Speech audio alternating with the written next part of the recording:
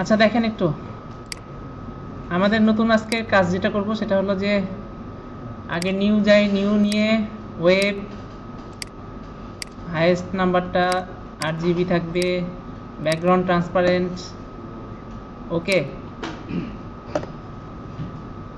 ঠিক আছে। হ্যাঁ হ্যাঁ, আপনি খুঁজতে থাকেন কোন পিসিতে ফটোশপ অন করতে পারবেন।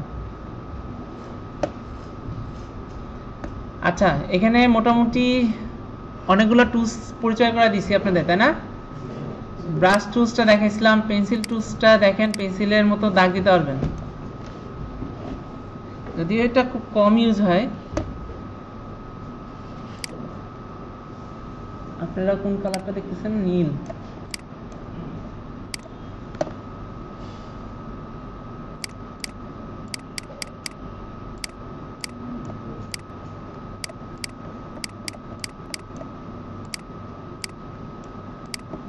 এই যে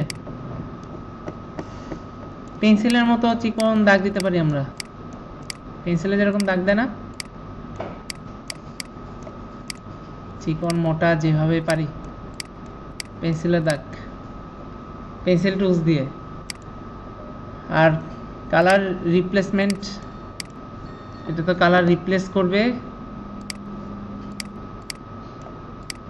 একটার উপরে আরেকটা কালার যদি বসাই ওই যে নিজে নিজে যে 8 GB যে ব্যাপারটা এটা ঘটাবে, একটা কালারের উপরে একটা কালার। যেরকম ধরেন রেডের উপরে যদি গ্রিন দিই একরকম কালার আসবে, রেড আর গ্রিন মিক্সচার হয়ে যে কালারটা, তো এখানেই আপনি কালার মিক্সচার করতে পারবেন। ব্রাশের রিপ্লেসমেন্ট যে টুলসটা আছে সেটা দিয়ে আমি কালারগুলা যদি একটা কালার উপর একটা কালার দিই তাহলে ওই কালারটা ম্যাচ করে যে কালারটা আসবে সেটা তৈরি করবে। দেখছেন? আপনারা তো কালার দেখতেছেন না, সবই কালো দেখতেছেন। হলুদের উপরে যদি আমি দাগ দিই হলুদ দিয়ে, তাও কালো আসে। আমার এখানে দেখতেছি আমি এটা একটু ডিপ রেড কালার, আপনারা ব্ল্যাকই দেখতেছেন। যাক, আপনাদের এখানে কম্পিউটারে একটু দাগ দিয়ে দেখেন, তাহলে বুঝতে পারবেন। যার কম্পিউটারে একবার একটু দাগ দিয়ে দেখেন। ফার্স্টে পেন্সিল টুলস দিয়ে দাগ দেন এরকম মোটা করে হলুদ হলুদ দাগ, তারপর এটার উপরে দেখেন যে কালারটা আপনারা দেখেন ওই কালারটা দিয়ে দাগ দেন।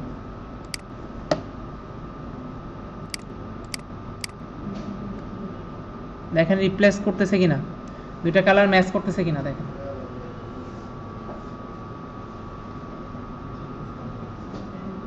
ফার্স্টে বলছি যে পেন্সিল দিয়ে অথবা ব্রাশ দিয়ে যদি আমি দাগ দিই, ওই দাগের উপরে একটু মোটা করে দিই, ওই দাগের উপরে আমি রিপ্লেস করতে পারতেছি অন্য আরেকটা কালার দিয়ে।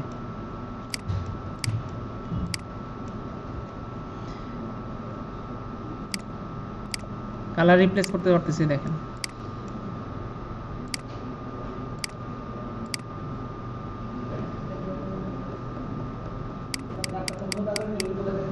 মোটা নিচ্ছি যে এটার পর রাইট মাউস ক্লিক করছি,